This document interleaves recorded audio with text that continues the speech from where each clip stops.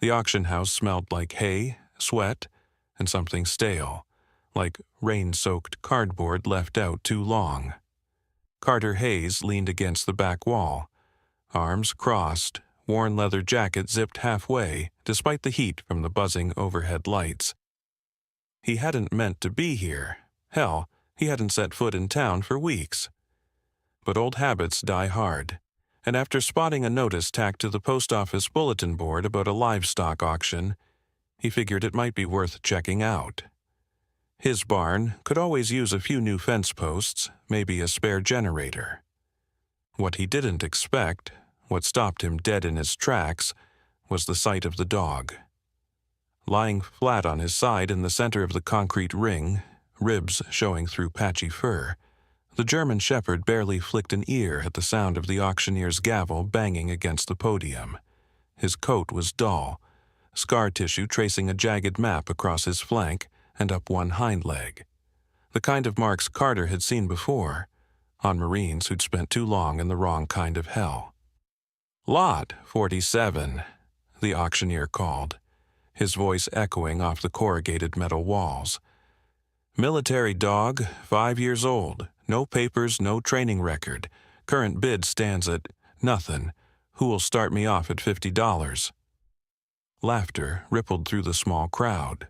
Ranchers, fence contractors, a few kids hoping for a cheap pony. "That thing's half dead," someone snorted. $50 is too much. Carter's gut twisted at the casual cruelty. He'd seen that look before, not just on dogs, but in mirrors, hospital beds, and the eyes of men too tired to fight and too stubborn to quit. That dog, lying there without hope, was a reflection he couldn't ignore. The auctioneer cleared his throat, tapping the gavel again. "Come on now, folks, give the fella a chance."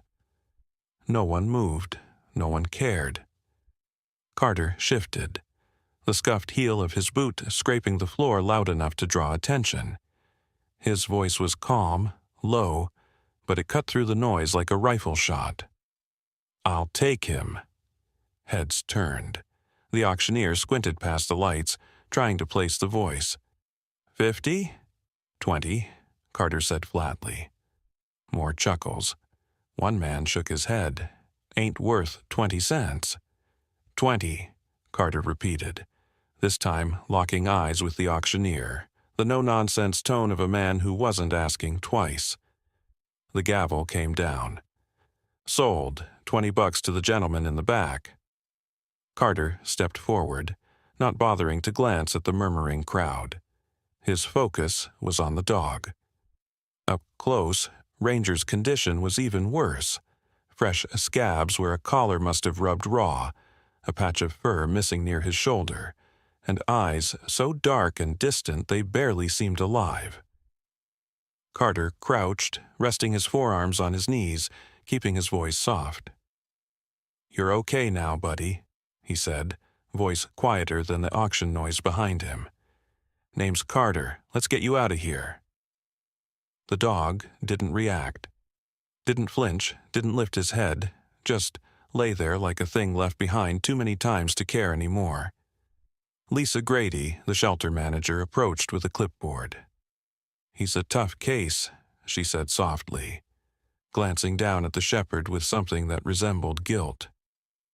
"Was part of some military program, but his records got lost, I guess. No one wanted him, and we're over capacity."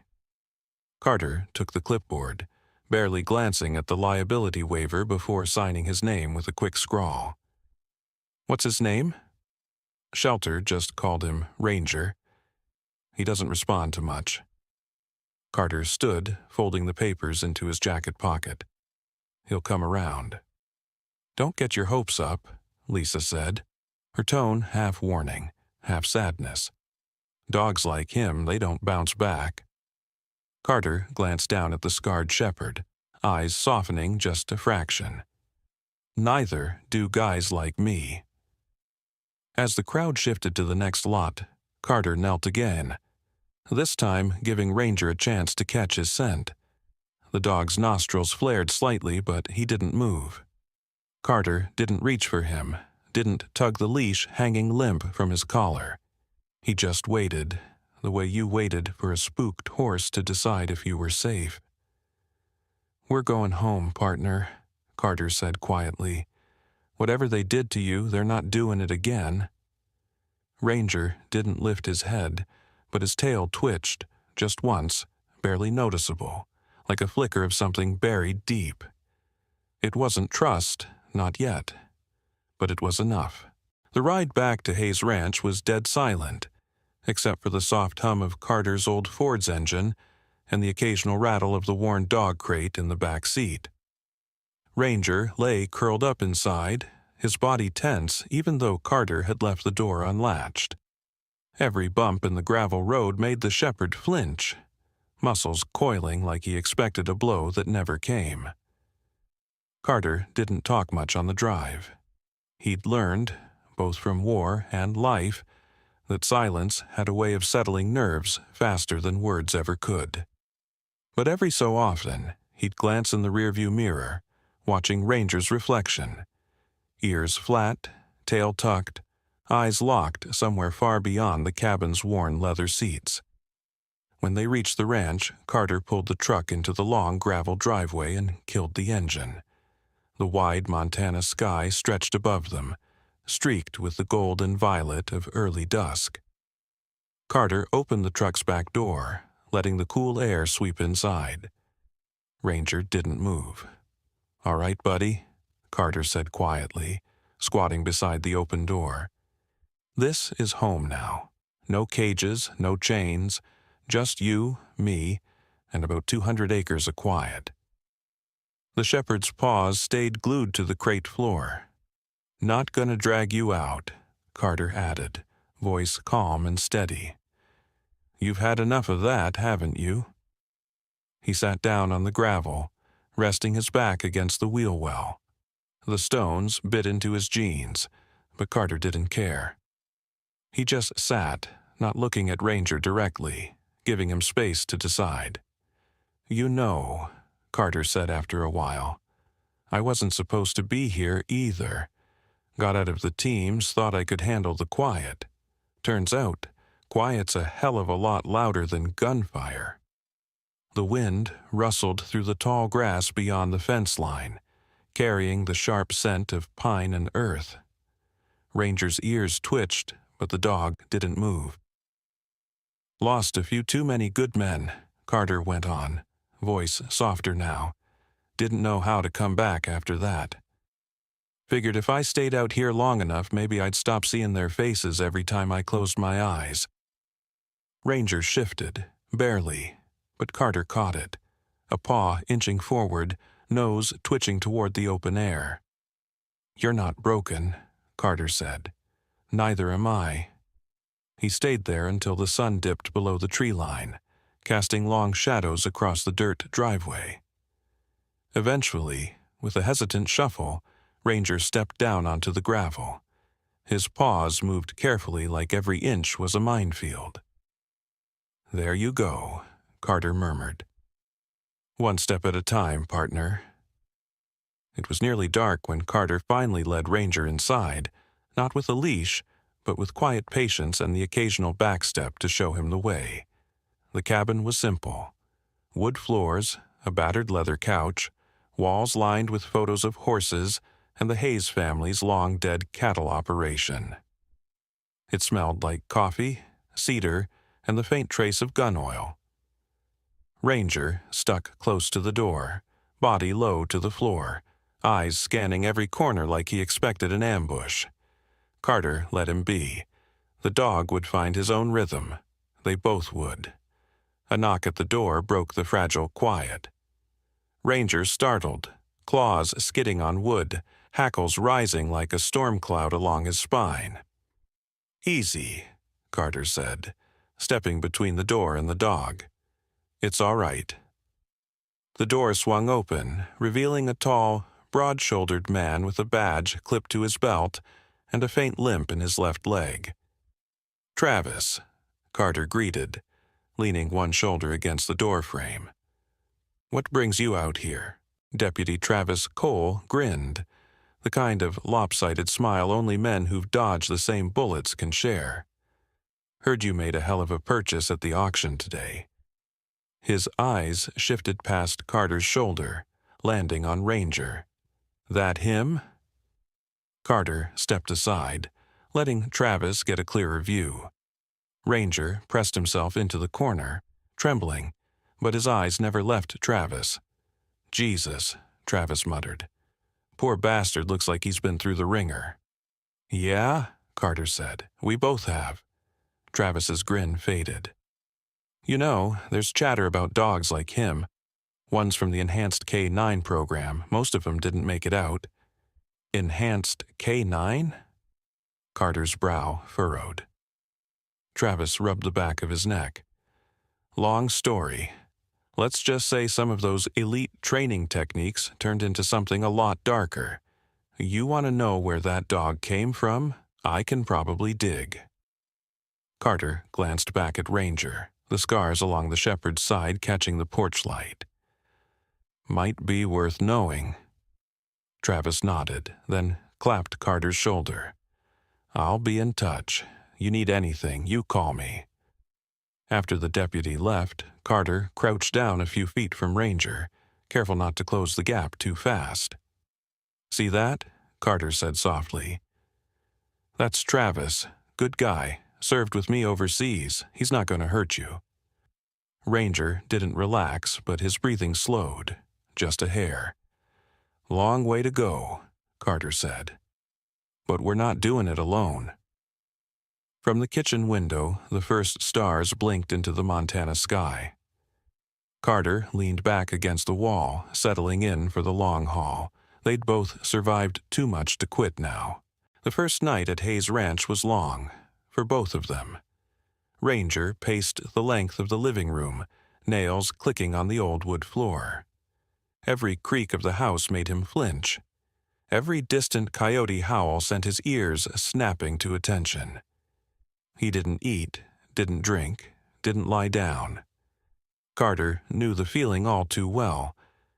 The battered leather couch sat empty, but Carter didn't bother using it. Instead, he settled onto the floor, back resting against the couch frame, legs stretched out in front of him. His battered copy of Lonesome Dove lay open on his knee, though his eyes rarely left Ranger. You can have the couch, Carter said softly, voice barely above a whisper. Hell, you can have the whole damn place. I'm just the guy who pays the taxes.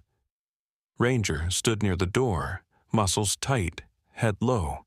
His eyes flicked to Carter, then away, like eye contact was some kind of threat. Yeah, Carter muttered. I know how that feels, too. The night dragged on. Carter read a page or two, then closed the book, letting silence fill the space between them. He could feel Ranger's stare even when he wasn't looking. They were two ghosts haunting the same house, one with a rifle in the closet, the other with scars under his fur. By morning, neither had slept much. Ranger hadn't moved far from the door. Carter's back ached from the floor, but he didn't complain. He brewed a pot of coffee, leaving a second bowl of fresh water next to Ranger's untouched food. Suit yourself, Carter said, tapping the edge of the metal bowl with his boot. I'll leave the light on for you. The ranch was quiet, save for the whisper of wind through the grass and the occasional creak of the barn settling under its own weight. Carter moved through his morning chores, feeding the horses, checking the fence line, always aware of the shadow at his back. Ranger followed, not close, not far, 10, maybe 12 feet, just enough distance to retreat if needed. But he followed. That was enough. By the third day, a rhythm had started to form.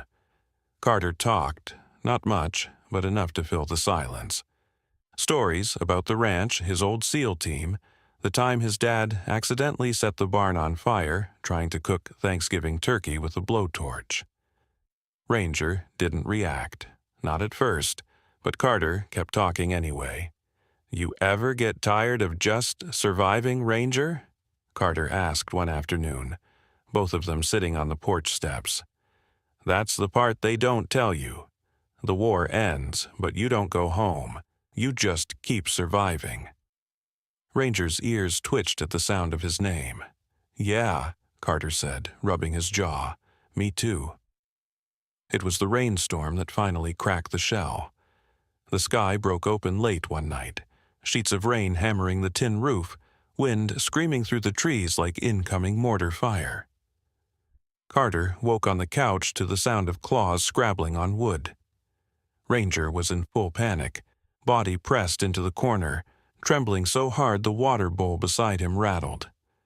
"Hey," Carter called softly, sliding off the couch onto the floor.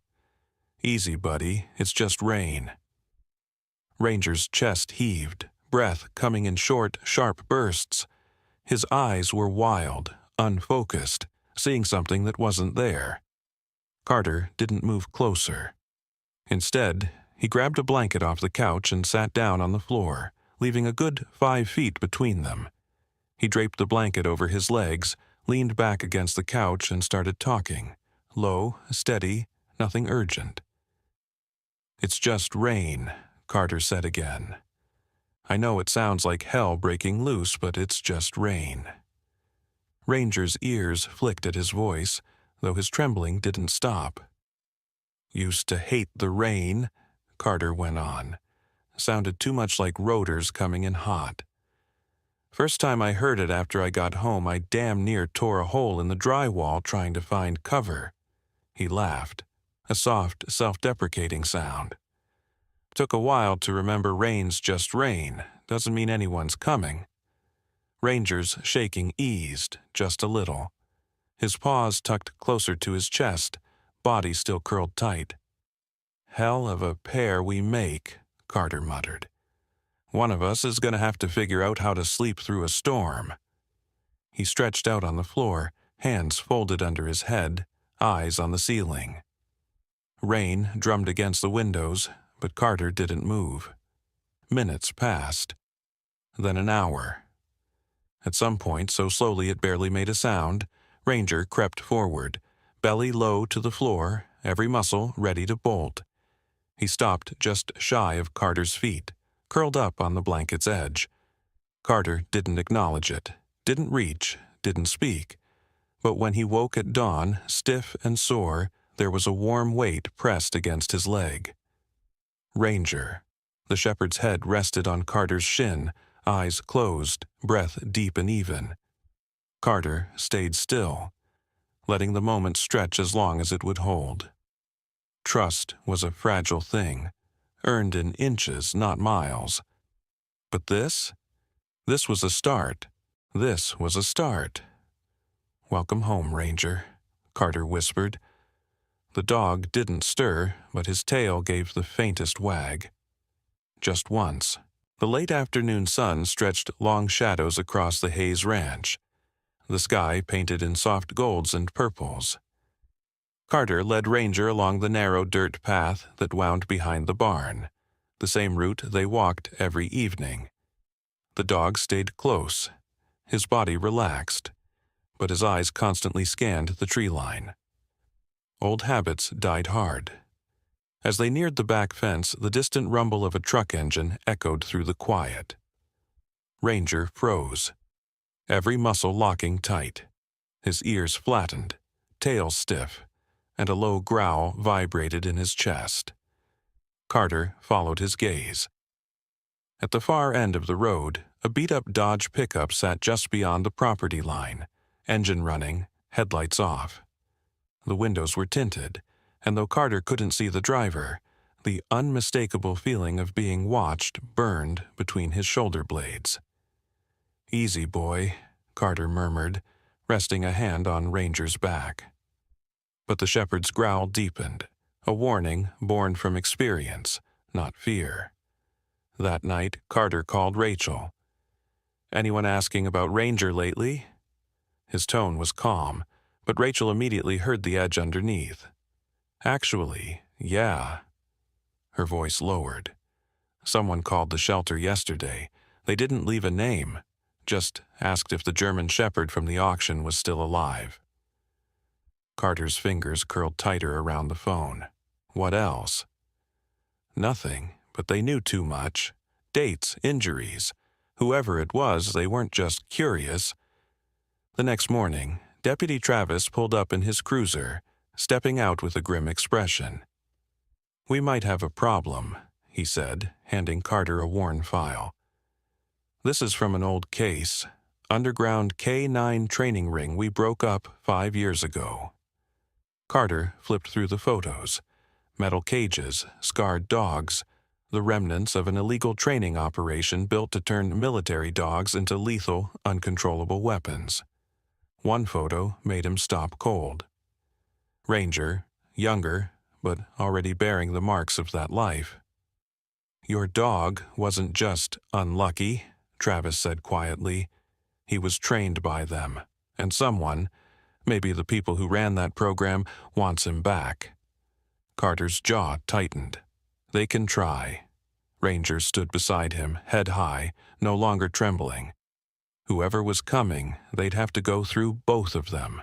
The first time Carter saw Vincent Crowley was through the cracked screen door of his own cabin. The man stood at the edge of the porch, arms crossed, a confident smirk plastered across his weathered face. Behind him, a younger man, his son, Jason, leaned against a black SUV, watching like this was all routine. "Afternoon," Vincent said, his voice smooth but cold. "I believe you've got something that belongs to me." Carter stepped out, keeping himself between the men and the shepherd at his heel.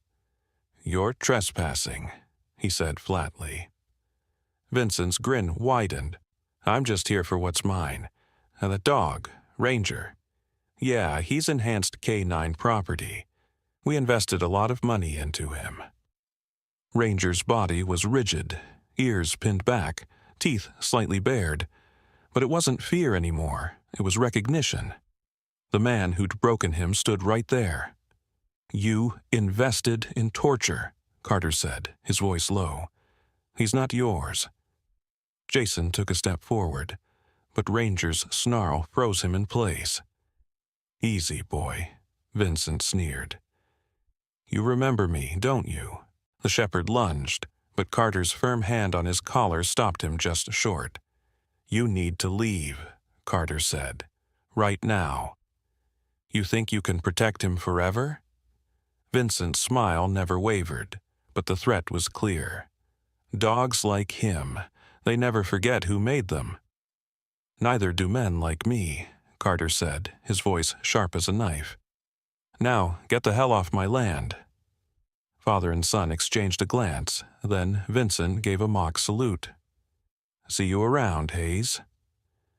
As the SUV disappeared down the road, Carter knelt beside Ranger, feeling the tremor running through the dog's body. "They're not taking you back," Carter promised. "Not now, not ever." Ranger leaned into him, just slightly. It wasn't trust, not fully, but it was something close. Whatever fight was coming, they'd face it together. The courtroom inside the Gallatin County Courthouse was smaller than Carter expected, but the weight of what was about to happen made the air feel thick and heavy. Every creak of the wooden benches, every shuffle of papers echoed louder than it should. Carter sat at the defendant's table, fingers steepled, knuckles white. Ranger lay curled at his feet, not asleep, not relaxed, but watching. Always watching. Across the room sat Vincent Crowley, wearing the same slick smile he'd worn on Carter's porch, flanked by 2 high-priced attorneys in suits too sharp for a town like Bozeman. His son, Jason, leaned back in his chair, arms crossed, expression somewhere between boredom and barely contained arrogance. Rachel Kim sat behind Carter, a thick binder of medical records balanced on her knees, while Deputy Travis Cole stood by the back wall, arms folded, his badge glinting under the fluorescent lights. The judge, a no-nonsense woman in her 60s with steel-gray hair and a permanent scowl, took her seat. She peered down over her glasses, her gaze settling on Ranger. "Well," she said dryly, "let's get to it." Crowley's lead attorney stood, buttoning his suit jacket like this was some corporate merger instead of a fight for a dog's life. "Your Honor, the matter before the court is simple. Ranger, formerly identified as Military Working Dog Echo 117, is property of the Enhanced K9 program, a private entity with clear contractual rights to any animal trained under its protocols. Mr. Hayes is unlawfully harboring said property." Carter didn't flinch. Neither did Ranger. "Property," Carter muttered under his breath. "Like hell." His attorney, a local named Hank Grady, who looked like he hadn't worn a suit since the Bush administration, stood up. "Your Honor, this isn't a property dispute. It's a custody case.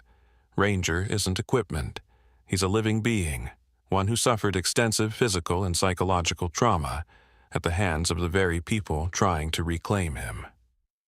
The judge leaned forward, steepling her fingers. "Mr. Grady, are you asserting that Ranger has legal standing?" "We're asserting that Ranger's best interests, his welfare, his safety, matter far more than some outdated property clause," Hank said.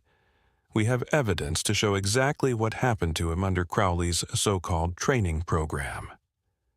Crowley's attorney barely hid his smirk. "Your Honor, the Enhanced K9 program was fully compliant with all military and private sector regulations. Any alleged mistreatment is unsubstantiated speculation."